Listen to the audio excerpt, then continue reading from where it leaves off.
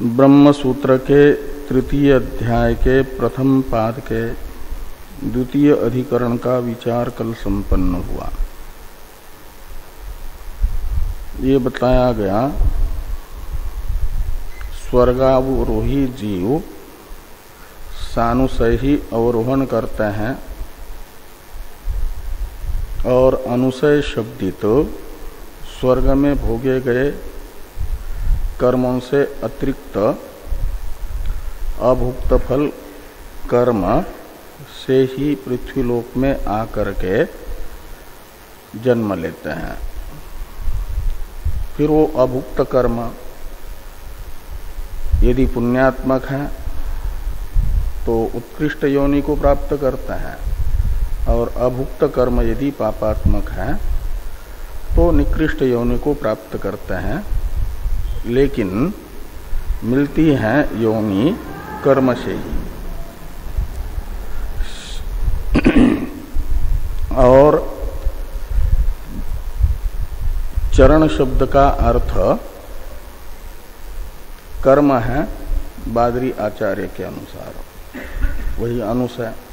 इसलिए कपूय चरण का अर्थ निकलेगा पुण्य अनुशय, क्या नाम, कपूय चरण का अर्थ निकलेगा पाप अनुशय और आपका रमणीय चरण का अर्थ निकलेगा पुण्य कर्मात्मक अनुशय।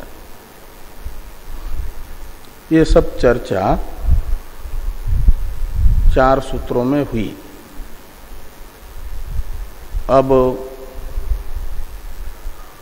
प्रथम अधिकरण ने ये बताया था जो इष्टाधिकारी हैं वे ही स्वर्गलोक जाते हैं। दिवलोक नामक प्रथम अग्नि में उन्हीं की आहुति पड़ती है और फिर वहां जिस भूत सूक्ष्म से परिवेष्टित होकर के वे गए हैं वह भूत सूक्ष्म सोम शब्दित देवता शरीर के रूप में परिणत होता है और उस शरीर से पूर्व में जो यजमान था वह अपने द्वारा किए गए इष्टादि कर्मों का फल भोगता है स्वर्गलोक में सोम शब्दित देवता शरीर से। फिर सानुशय लौटते हैं, द्वितीय अधिकरण ने कहा। अब प्रथम अधिकरण के द्वारा जो प्रतीयमान यह नियम है कि स्वर्गलोक में गमन केवल इष्टादि पुण्य कर्मकारी का ही होता है, ये प्रथम अधिकरण ने नियम प्रदर्शित किया। और जो पापी हैं उनका स्वर्गलोक में गमन नहीं होता है। ऐसा एक प्रकार से प्रथम अधिकरण ने नियम द्वारा सूचित किया। अब प्रथम अधिकरण के द्वारा सूचित जो नियम है कि पुण्यात्माओं का ही स्वर्ग में गमन होगा, पापियों का स्वर्ग में गमन नहीं होगा इत्याकारक, इस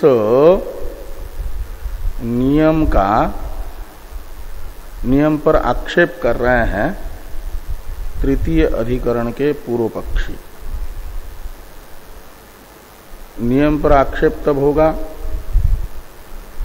कि ये माना जाएगा कि केवल पुण्यात्मा ही स्वर्ग में नहीं जाते, सभी के सभी मनुष्य शरीर छोड़ करके जाने वाले स्वर्ग में ही जाते हैं। ऐसा प्रतिपादन करने वाला, ज्ञापन करने वाला यदि कोई प्रमाण होगा तब तो प्रथम अधिकरण के द्वारा सूचित जो नियम है यह असिद्ध होगा। पूर्व पक्षी चाहते हैं सिद्धांत पर आक्षेप करना ही। इसी अभिप्राय से तृतीय अधिकरण के पूर्व पक्ष का प्रारंभ है। 10 सूत्रों से पूर्व पक्ष और सिद्धांत आदि को विस्तार से 10 सूत्र तथा भाष्य के द्वारा बताया जाएगा। प्रथम इन 10 सूत्र तथा उनके भाष्य से बताए गए विस्तृत स्वरूप को अधिकरण के संक्षेप में बता रहे हैं भारती तीर्थ जी 2 श्लोकों में। इन दोनों श्लोकों का उच्चारण हम लोग कल कर चुके हैं। अब इनका अर्थानुसंधान कर। चंद्रम याति नवा पापी, ये विषय है। मनुष्य शरीर को छोड़ करके जाने वाले पापी की गति स्वर्ग में होगी या नहीं होगी, ये संशय हुआ। मनुष्य शरीर को छोड़ करके जाने वाले पापी जीव चंद्र शब्दित स्वर्ग में याति यानी गच्छति और नवा यानी अथवा न गच्छति या नहीं जाता है। इस प्रकार का संशय होने पर पूर्व पक्षी कहते हैं असौ चंद्रम याति। जो प्रथम श्लोक के अंतिम 2 पद हैं यात्यसौ, इसमें असौ सर्वनाम है। असौ का अर्थ है स, अदस शब्द का असौ रूप बनता है। स यानी वह यानी पापी। मनुष्य शरीर को छोड़ करके जाने वाला जो पापी है वह भी चंद्रम याति, जो प्रथम पद है वह ले आना और असो चंद्रम याति, ये पूर्व पक्ष की प्रतिज्ञा होगी। पापी स्वर्ग में जाता है, ये पूर्व पक्ष की प्रतिज्ञा हुई। तो पूर्व पक्ष की इस प्रतिज्ञा का साधक हेतु पूछा जाएगा सिद्धांति के द्वारा। कस्मात, किस कारण से पापी भी स्वर्ग में जाते हैं, क्यों जाएंगे? ये जो प्रश्न है, इस प्रश्न का उत्तर पूर्व पक्षी दे रहे हैं। एक तो कह रहे हैं स्वर्ग अदृष्ट होने से, अतीन्द्रिय होने से। कौन स्वर्ग जाएगा कौन नहीं जाएगा इसका निर्णय शास्त्र कर पाएगा। अतीन्द्रिय अर्थ के विषय में शास्त्र प्रमाण होता है। और पूर्व पक्षी कह रहे हैं कि मनुष्य शरीर को छोड़ करके जाने वाले प्रत्येक जीव की स्वर्ग में गति शास्त्र बता रहा है। एक कौशितकी ब्राह्मण उपनिषद का वाक्य है और उसे अपनी प्रतिज्ञा के साधक प्रमाण के रूप में पूर्व पक्षी उपस्थित कर रहे हैं। वो है ते सर्वे इति वाक्यतः, इससे बताया गया। ते सर्वे इति वाक्यतः से वो पूरा वाक्य लीजिए जो भाष्य में आ रहा है। समामनंति के बाद में ये वै केच अस्मात् लोकात् प्रयन्ति चंद्रमसम एवते सर्वे गच्छन्ति। अस्मात् लोकात् शब्द का अर्थ है, लोक शब्द का अर्थ है ये मनुष्य शरीर। लोक शब्द का तो अर्थ है केवल शरीर, और अस्मात् ये लोकात् के साथ जुड़ा हुआ होने से जो वर्तमान शरीर है, यह शरीर। अस्मात् का अर्थ है यह और लोकात् का अर्थ है इस शरीर से। प्रयति यानी गच्छति। ये केच अस्मात् शरीरात् प्रयन्ति का अर्थ है इस शरीर को छोड़ करके जो कोई भी प्रयाण कर रहे हैं जीव, मनुष्य शरीर को, ते सर्वे, वे सब के सब मनुष्य शरीर से प्रयाण करने वाले स्वर्गम गच्छन्ति, ते सर्वे ओ चंद्रमसम एव गच्छन्ति, चंद्रमस है स्वर्ग। तो ये जो श्रुति है वो बता रही है ये केच से केवल पुण्यात्मा को मात्र नहीं लेना है, ये केच कहने से तो सब आ गए, कोई भी मनुष्य शरीर छोड़ दे तो स्वर्ग में ही जाएगा। ये श्रुति ऐसा बता रही है। इसलिए इससे निश्चित होता है कि पापी भी स्वर्ग जाता है, केवल इष्टादि पुण्य कर्म करने वाला मात्र नहीं। ये पूर्व पक्ष का कथन है और श्रुति को आधार बना रहे पूर्व पक्षी। तो ते सर्वे इति वाक्यतः एक प्रमाण बताया और दूसरा एक हेतु बता रहे पूर्व पक्षी, श्रुति को ही आधार बनाते हुए कहा कि पंचाग्नि विद्या के प्रकरण में राजा प्रवाहन ने श्वेत केतु को जो प्रश्न किया उसमें कहा गया कि क्या, हे कुमार, क्या तुम जानते हो आपकी 5वीं आहुति पड़ने पर आप पुरुष इस नाम वाला कैसे होता है, यानी मनुष्य शरीर के रूप में कैसे परिणत होता है। आप है भूत सूक्ष्म, तो 5वीं आहुति पड़ने पर मनुष्य रूप से भूत सूक्ष्म कैसे परिणत होता है, वह प्रकार क्या तुम जानते हो? ये जो प्रश्न है, प्रश्नात्मिका श्रुति है और उसके उत्तर में वो 5 आहुतियां बताई। इसका अर्थ है कि 5 आहुति पड़ने पर ही मनुष्य शरीर मिलेगा।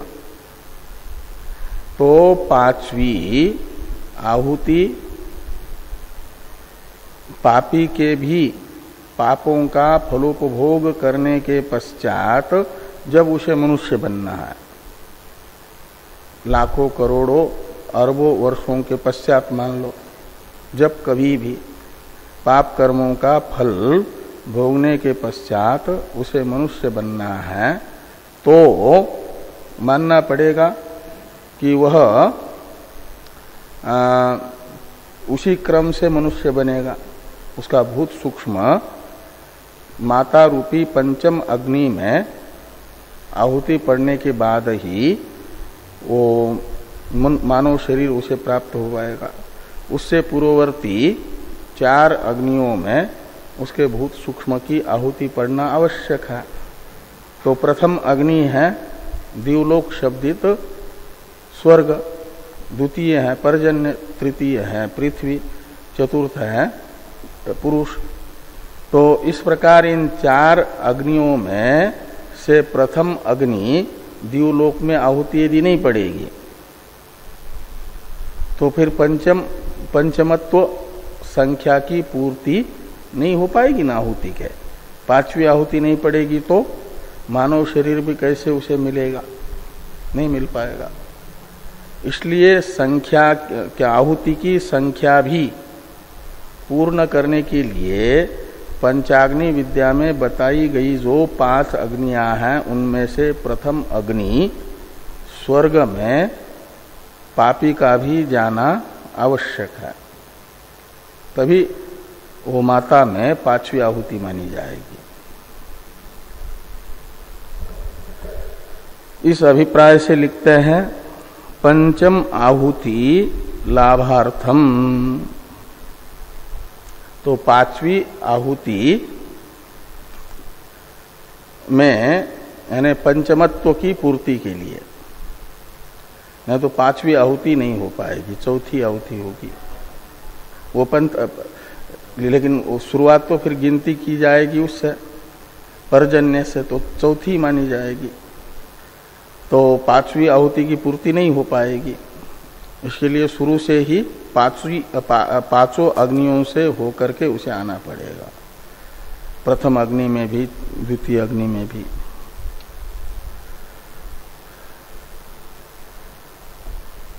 तो कहा स्वर्ग में जाएगा तो फिर स्वर्गीय भोग भी भोगेगा क्या? जब वहां जाएगा तो वहां का सुख भी तो मिलेगा उसे। तो कहते नहीं, भोगा भावे भी, उसे भोग तो नहीं होगा, पापी है। तो पाप का फल तो स्वर्ग का सुख नहीं हो सकता, इसलिए भोगा भावे पी असो याति, स्वर्ग तो जाएगा लेकिन भोग नहीं होगा। स्वर्ग फिर जाएगा क्यों? तो एक तो सामान्य मनुष्य मात्र का परामर्शक ये केच ये सर्वनाम कौशिक की श्रुति में, और दूसरा आहुति में पंचत्व की पूर्ति करने के लिए स्वर्ग में पापी कभी गति मानी जाती है। ये इस अधिकरण का पूर्व पक्ष रहेगा। पूर्व पक्ष का संक्षिप्त स्वरूप इस प्रकार रहेगा। अब भाष्य में, सूत्र में शब्द बदल जाएंगे, लेकिन यही संक्षेप में पूर्व पक्ष का मत रहेगा।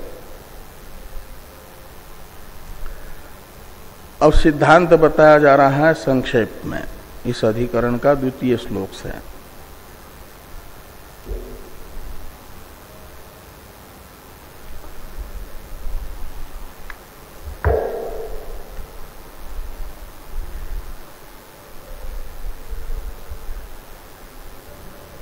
तो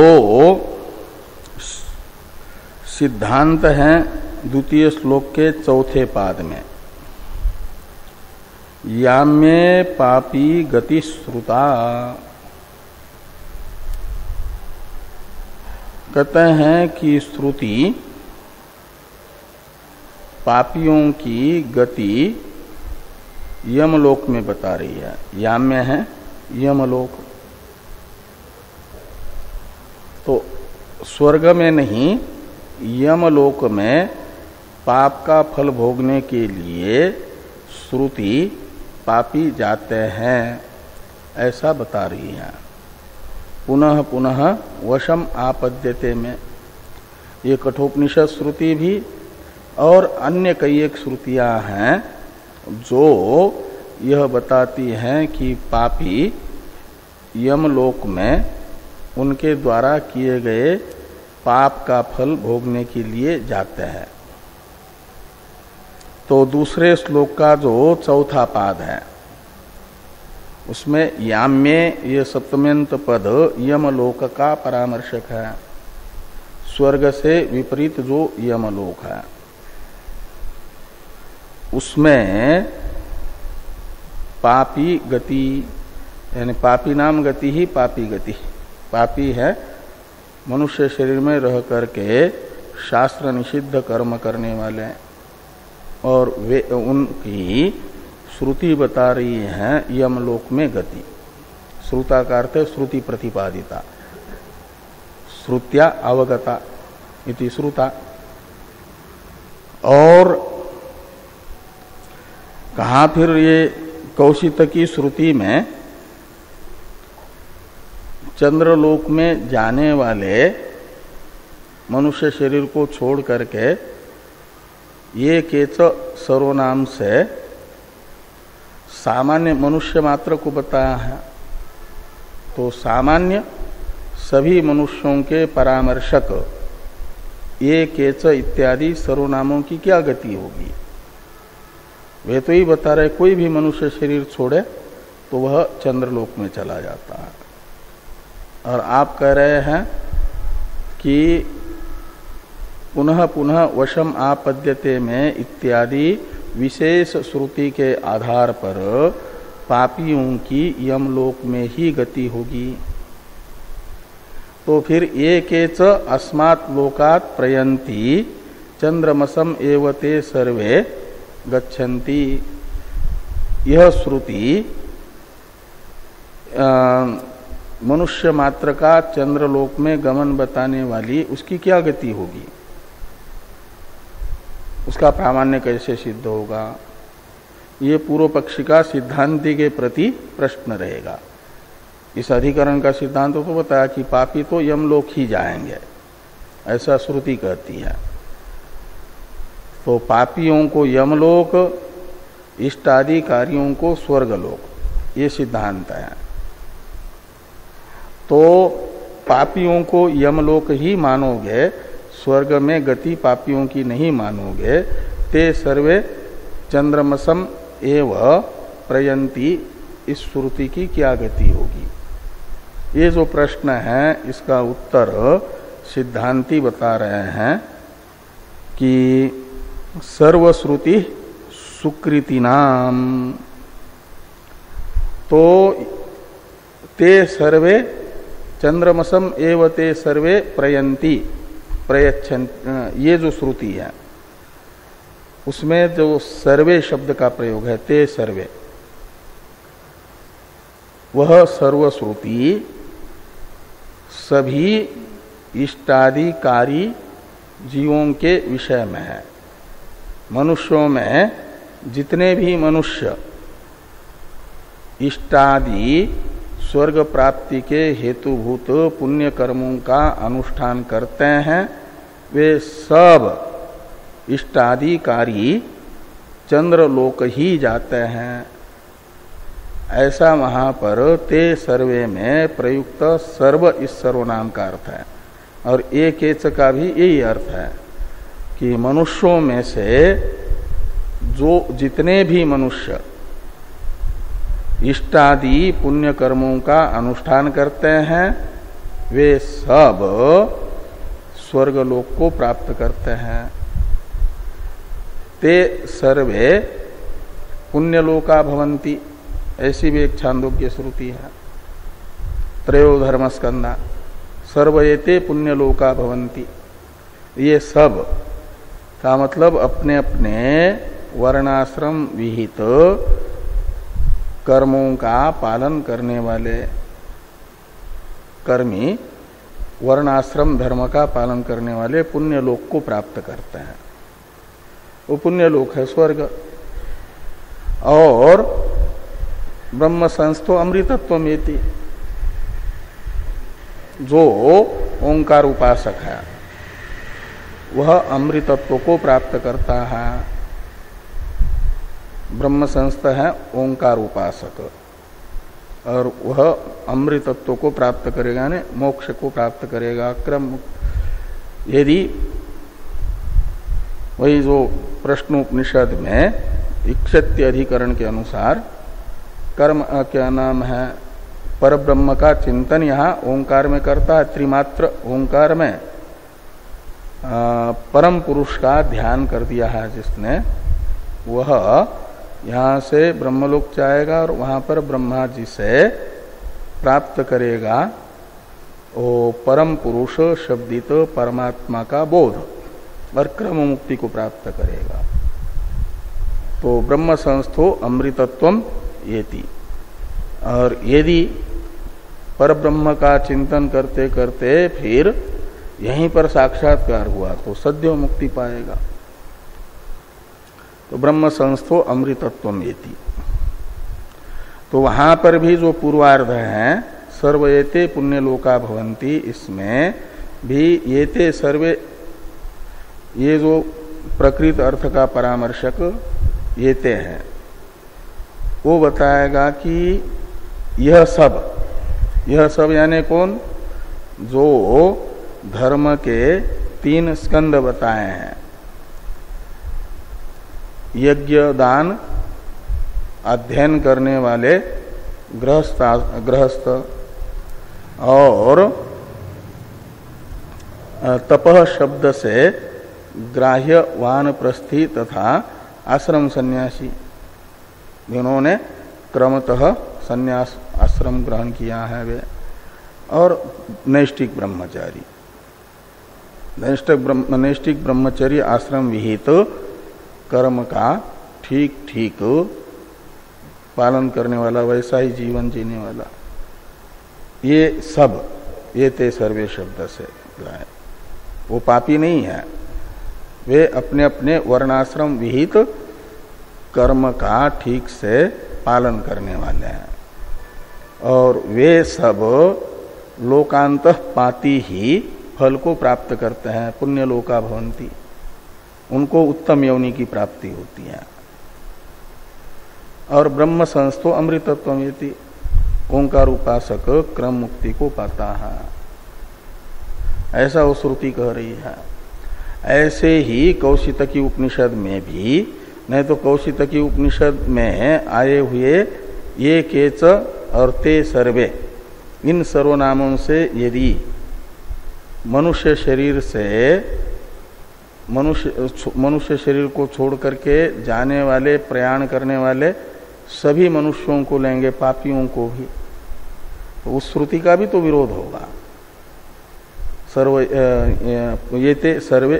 सर्वयेते पुण्य लोका भवंती, ये श्रुति केवल पुण्य कर्मों को ही पुण्य लोक की प्राप्ति बता रही है। पुण्य लोक है स्वर्ग लोक, इसलिए कहते हैं सर्वश्रुति सुकृति नाम। तो सुकृतियों में यानी पुण्य कर्म, इष्टादि पुण्य कर्म करने वाले मनुष्य विषयक वह कौशितकी उपनिषद में आई हुई सर्वश्रुति है। तो कहा, मान लिया कि वहां पर पुण्यात्मा उनके ही भोग के लिए जा रहा है, ऐसी व्यवस्था कर लो फिर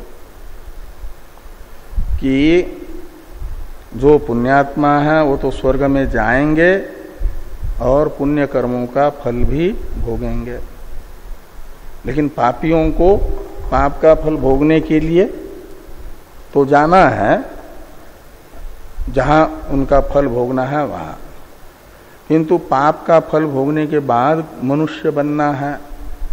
तो जो आपने व्यवस्था बताई 5वीं आहुति पढ़ने पर मनुष्य बनेगा करके, उस व्यवस्था से गुजरना पड़ेगा ना। तो उसकी पहली आहुति स्वर्ग में पड़नी चाहिए, द्युलोक रूपी अग्नि में। तो प्रथम आहुति में प्रथमत्व संपादित करने के लिए बिना भोग के ही आहुति संपादन करने के लिए पापी की भी स्वर्ग में गति मान लो, ऐसा आग्रह यदि पूर्व पक्षी करते हैं तो सिद्धांती कहते हैं कोई भी स्वर्ग में जाता है या कहीं भी चढ़ता है तो वृक्ष में चढ़ने वाला व्यक्ति ही, जैसे भाष्य में उदाहरण आएगा, चढ़ता है तो ऊपर से गिरने के लिए मात्र नहीं चढ़ता, चढ़ने का उद्देश्य या तो ऊपर लगे हुए फूल तोड़ना होगा या तो फल तोड़ना होगा, किसी न किसी प्रयोजन विशेष का संपादन करने के लिए ही वृक्ष पर चढ़ता है, केवल गिरने के लिए कोई नहीं चढ़ता। ऐसे ही स्वर्ग में जाएगा तो स्वर्ग का भोग करना हो तो जाएगा, केवल स्वर्ग में जाकर के नीचे गिरने के लिए थोड़ी ही चढ़ेगा, ऐसा नहीं होता। तो यही यहां पर समाधान पूर्वार्ध में दिया द्वितीय श्लोक के सिद्धांतियों ने पूर्व पक्ष के उस आग्रह का कि भोगार्थम एव गमनम, स्वर्ग में तो गति, गमन है गति, वो स्वर्ग के सुख भोगने के लिए होती है। स्वर्ग में जाने वाले स्वर्ग का सुख भोगने के लिए ही जाते हैं। भोगार्थम एव, तो कहा जो पंचाग्नि विद्या में बताई गई व्यवस्था है पंचमाहुति की, उस व्यवस्था का पालन करने के लिए मान लो स्वर्ग गमन।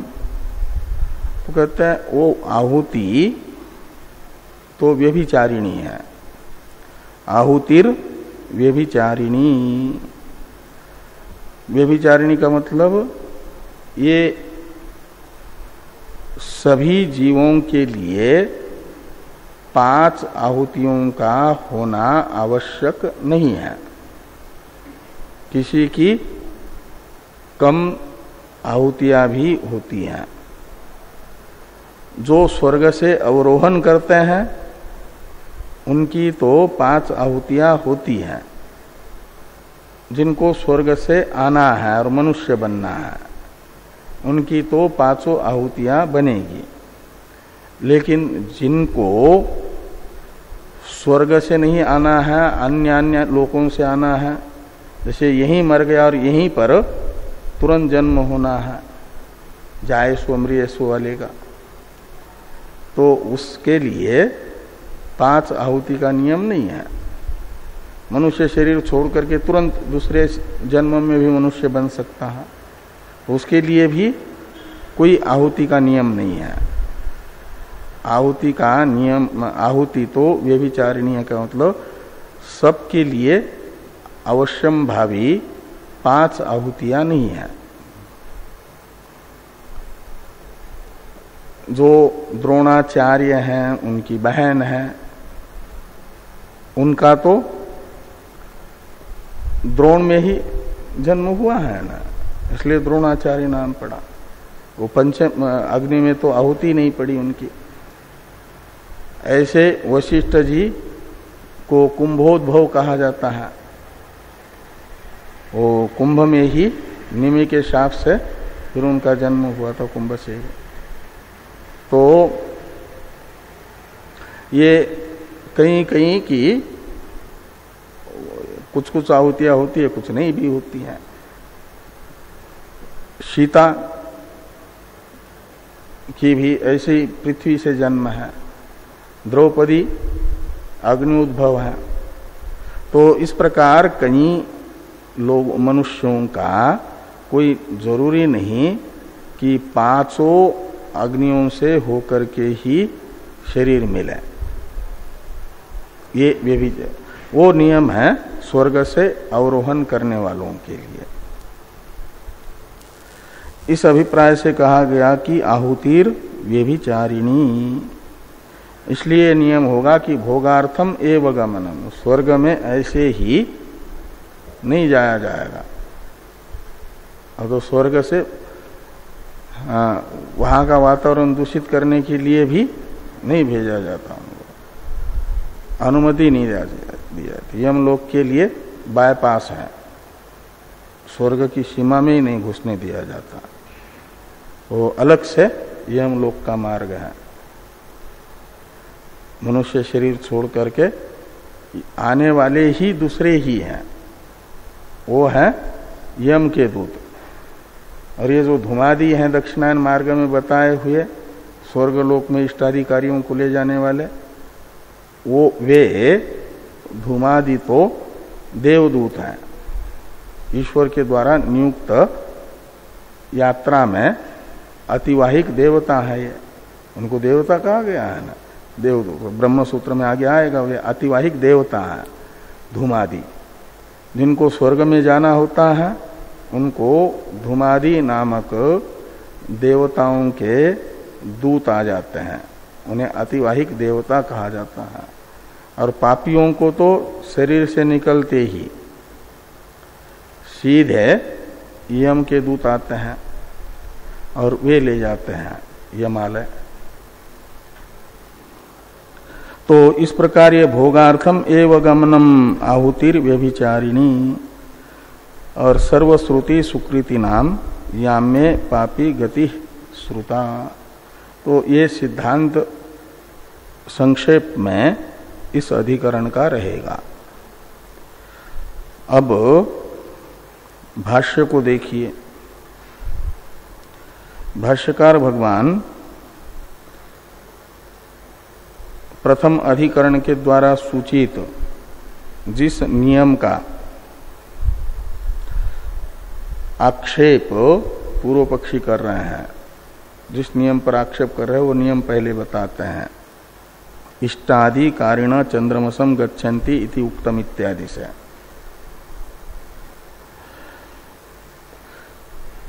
और ये जो अनिष्टादि कारिणाम अपि च श्रुतम, ये अधिकरण प्रारंभ हो रहा है इस सूत्र से। तो अधिकरण की पहले अवतरण टीका है, उसको देखिए। एवं पुण्यात्मनाम गत्यागति चिंतया वैराग्यम निरूप्य पापीनाम तच्चिंतया तन्निरूपयति अनिष्टादि कारिणाम अपि इति। दो अधिकरणों से इष्टादि शास्त्र प्रतिपादित कर्मों का अनुष्ठान करने वाले पुण्यात्माओं का गमन और आगमन की चर्चा करते हुए इस पाद का जो उद्देश्य है कर्मफल के प्रति वैराग्य को दृढ़ करना, वो दो अधिकरणों में किया। पुण्यात्माओं की गत्यागति बता करके अब पापियों के गत्यागति को बता करके भी वैराग्य को दृढ़ कर रहे हैं वेद व्यास जी तृतीय अधिकरण से, पापी की गत्यागति को बता करके। इस अभिप्राय से लिखा कि पुण्यात्मनाम गत्यागति चिंतया वैराग्यम निरूप्य पापी नाम तच्चिंतया निरूपयति तन्निरूपयति, यानी वैराग्यम निरूपयति। तच्चिंतया का अर्थ है गत्यागति चिंतया, तो पापियों के गमनागमन की चिंता यानी विचार चिंतन करते हुए तृतीय अधिकरण से वैराग्य का निरूपण हो रहा है। अब भाष्य को देखिए। इष्टादि कारिणस चंद्रमसम गच्छन्ति इति उक्तम। जो इष्टादि पुण्य कर्म करने वाले हैं वे चंद्रमा शब्दित स्वर्गलोक में चले जाते हैं, उनकी स्वर्ग में गति होती है, ऐसा पहले कहा गया। किससे कहा गया? प्रथम अधिकरण के द्वारा। जो दिवलोक रूपी प्रथम अग्नि है उसमें श्रद्धाम जुहति देवा श्रद्धाम जुहति, ये बता करके एक प्रकार से श्रद्धा शब्दित भूत सूक्ष्म से परिवेष्टित देवता की क्या नाम यजमान की आहुति एक प्रकार से स्वर्ग में बताई गई, यानी स्वर्ग में गति बताई गई। धूमादि अतिवाहिक देवता इष्टादि कर्मकारी को ले जाते हैं स्वर्ग में, उनकी गति होती है। ये बात प्रथम अधिकरण के द्वारा बताई गई। तदंतर प्रतिपत्तो रंघति संपरिस्वक्त प्रश्न निरूपणाभ्याम। तो रंघति यानी गच्छति, संपरिस्वक्त यानी भूत सूक्ष्म से परिवेष्टित होकर के, तदंतर प्रतिपत्ति का अर्थ है देहांतर की प्राप्ति के लिए। मनुष्य शरीर को छोड़ करके इष्टादि कर्मकारी जब देहांतर की प्राप्ति के लिए जाते हैं तो उनको इष्टादि कर्मों का फल भोगने के लिए देहांतर मिलना है देवताओं का शरीर। तो देवताओं का शरीर प्राप्त करने के लिए जाते हैं तो संपरिस्वक्त होकर के जाते हैं, का मतलब श्रद्धा शब्दित भूत सूक्ष्मों से परिवेष्टित होकर के इष्टादि कर्मों का फल भोगने के लिए स्वर्ग में चले जाते हैं। ये बात तृतीय अध्याय के प्रथम पाद के प्रथम सूत्र में कही गई है। उसे यहां पर कह रहे हैं कि इष्टादि कारिणः चंद्रमसम गच्छन्ति इति उक्तम। आगे हैं ये तु इतरे अनिष्टादि कारिणः। तो ये तु इतरे, तू शब्द इष्टादि कार्यों का वैलक्षण्य इतर शब्दित अन्यों में बता रहा है। तो इष्टाधिकारी तो है शास्त्र विहित कर्म का अनुष्ठान करने वाले धार्मिक धर्मानुष्ठाई, और इतर हो जाएंगे उनसे विलक्षण वो पापी। तो इस अभिप्राय से लिखते ये तू इतरे, वे कौन है पापी? पाप है अनिष्टादि कर्म, उनका अनुष्ठान करने वाले अनिष्टाधिकारिण, शास्त्र निषिद्ध कर्म का आचरण करने वाले। तेपि किम चंद्रमसम गच्छन्ति उत न गच्छन्ति इति चिंत्यते। इस अधिकरण का संशय बताया, विषय और संशय। तो जो पापी हैं उनकी गति विषय है, और वे स्वर्ग में गमन करेंगे, स्वर्ग में जाएंगे या नहीं जाएंगे, ये संशय है। पापियों की स्वर्ग में गति होती है या नहीं होती है, ऐसा संशय हुआ। तो इस प्रकार का संशय प्राप्त होने पर इस अधिकरण के प्रथम सूत्र से पूर्व पक्ष बताया जा रहा है, और इस अधिकरण के पूर्व पक्ष को बताने वाला जो प्रथम सूत्र है, इसका अवतरण भाष्य में लिखा तत्र तावद आहु। ये पूर्व पक्ष को बताने वाले सूत्र का अवतरण भाष्य है। तत्र यानी तस्मिन संशय सती। तो इस प्रकार का संशय हुआ कि पापी स्वर्ग में जाएंगे कि नहीं जाएंगे, ऐसा संशय होने पर तत्र शब्द का अर्थ हो जाएगा तस्मिन संशय सती। आहु यानी पूर्व पक्षी अपना मत बताते हैं, और कौशितकी श्रुति को आधार बना करके और पंचाग्नि विद्या को आधार बना करके पूर्व पक्षी कह रहे हैं कि जाएंगे स्वर्ग में पापी भी। तत्र इत्यादि अवतरण भाष्य की अवतरण टीका है, टीका को देखिए। ये वै केच इति अविशेष श्रुते है वैवस्वतम संगमनम जनानाम इति श्रुतेश्च संशये प्रथम अधिकरणेन सिद्ध नियम आक्षेप संगत्या पूर्व पक्ष सूत्रम व्याचष्टे तत्र इत्यादिना। तो कहते हैं संशय क्यों हो रहा है, पापी स्वर्ग में जाएंगे कि नहीं जाएंगे इत्याकारक। तो संशय में हेतु बताया जा रहा है, एक सामान्य श्रुति और एक विशेष श्रुति पापी के विषय में। तो कौशित की श्रुति है अविशेष श्रुति यानी सामान्य श्रुति, उसमें ये वै केच अस्मात् लोकात् प्रयन्ति ते सर्वे चंद्रमसम एव गच्छन्ति। ये जो श्रुति है ये सामान्य श्रुति ये बता रही है जो कोई भी मनुष्य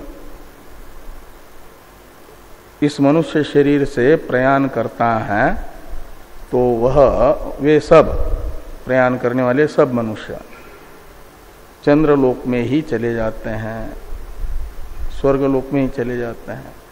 इस सामान्य श्रुति के आधार पर ये वै केच इत्यादि सर्वनामों से ग्राह्य सब मनुष्य प्रतीत हो रहे, पापी भी। और पापी की यमलोक में गति बताने वाली एक विशेष श्रुति है, वैवस्वतम संगमनम जनानाम। ये एक विशेष श्रुति है। इसमें जनानाम शब्द का अर्थ है पापी जनानाम, जो पापी है। उनका संगमनम वैवस्वत है। संगमनम का अर्थ है सम्यक गम्य। कर्म अर्थ में ल्यूट प्रत्यय है गमनम में। संगमनम का अर्थ है सम्यक गम्य प्राप्य। तो संप्राप्य जनानाम संप्राप्य यानी पापियों को अच्छी तरह से प्राप्त होने वाला है। कौन? तो वैवस्वतम। वैवस्वतम का अर्थ है यमलोक, यमाधीनत्व। तो पापियों का तो प्राप्तव्य यमलोक है, ये विशेष श्रुति है। पापियों को यमलोक बताने वाली शरीर छोड़ने के बाद इन दो श्रुतियों के आधार पर संशय हुआ।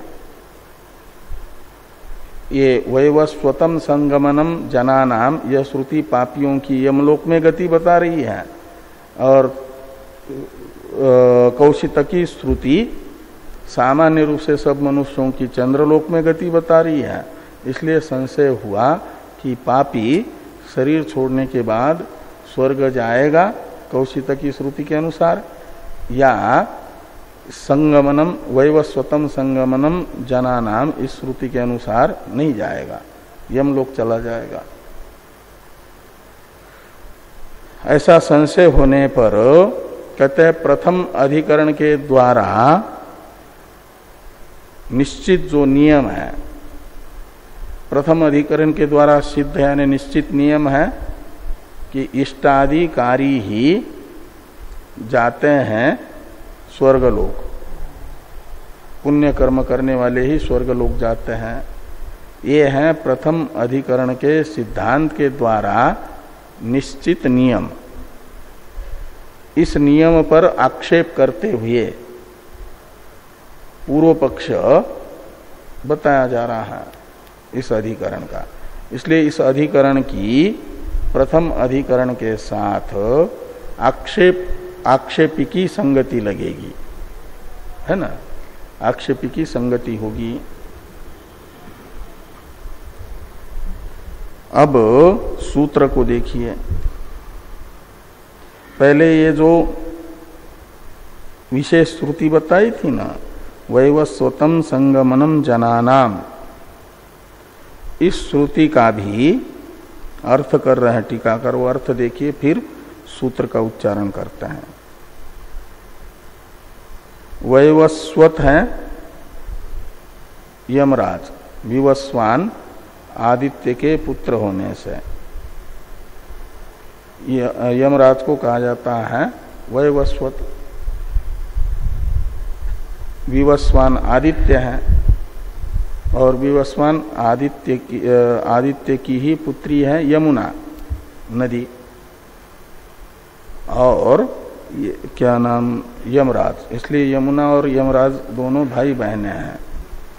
इसलिए भाई दूज आती है ना एक, उसे यमदूज भी कहा जाता है। इसलिए कि यमराज भाई है ना उनके। तो वैवस्वत शब्द का अर्थ कर दिया यमराजम। पापी जनानाम सम्यक गम्यम। तो जनानाम मैंने पापी जनानाम, वहां प्रकरण से पापी शब्द भी जनानाम के विशेषण के रूप में आ जाता है। तो पापी मनुष्यों के सम्यक गम्य, संगमनम का अर्थ है सम्यक गम्य। कौन है? यमराज। मतलब यमराज का अधीनत्व उन्हें प्राप्त होता है। उन्हें हवि का प्रणयत, हवि के द्वारा प्रसन्न करो यमराज को। ऐसा वैवस्वतम संगमनम जनानाम इत्यादि मंत्र का अर्थ होगा। आगे हैं, सूत्र का उच्चारण करिए। अनिष्टादिकारिणामपि च श्रुतम, अनिष्टादिकारिणामपि च श्रुतम,